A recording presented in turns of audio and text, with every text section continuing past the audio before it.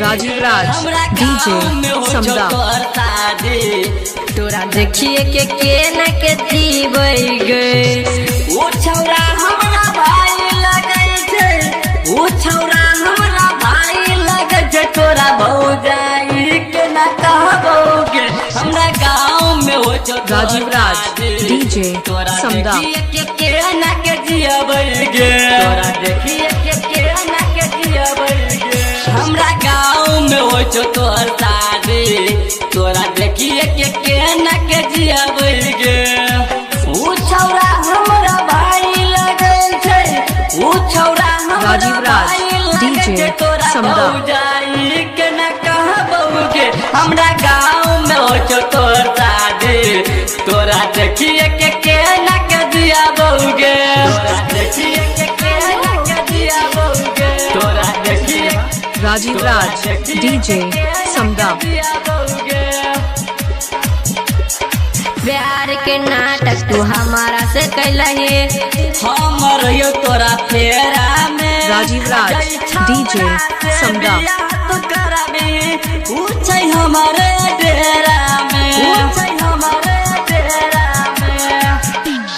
प्यार के नाटक हमारा से कैलही हमर यो फेरा में जई छोरा से बिया जे कैलही पूछै हमारे डेरा में हमारा सामने राजीव राज डीजे समदा हमारा सामने ओकरा लगे सुतबी हम के न कदमई साहब के हमरा गांव में हो छौ तोर शादी हम के न के देखिए के जियबोगे हम के न के देखिए राजीव राज डीजे समदा हम के न के देखिए के जियबोगे। अभी आप सुन रहे हैं एमबी रिकॉर्डिंग स्टूडियो से जेड दुर्गा स्थान की शानदार प्रस्तुति। हम के न के देखिए के जियबोगे। अजित कहै छौ संजय राजीव राज डीजे समदा से प्यार रे संगे में निक निक सपना देखै तो दोसरा बनई तो भतार रे दोसरा बनई तो भतार रे राजीव राज डीजे समदा नहीं करो करा से प्यार रे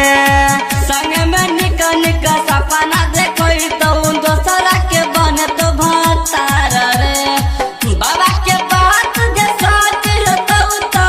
बाबा के बात जो सच है तो तोरा याद में गाजा पिया बहुगे हमरा गांव में हो राजीव राज डीजे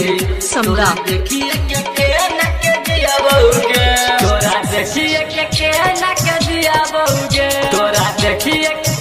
तोरा राजीव राज डीजे समदा हमरा गांव में हो छौ तोर शादी के न देखिए के न के जीवे गए ऊ छौरा हमर भाई लगे छै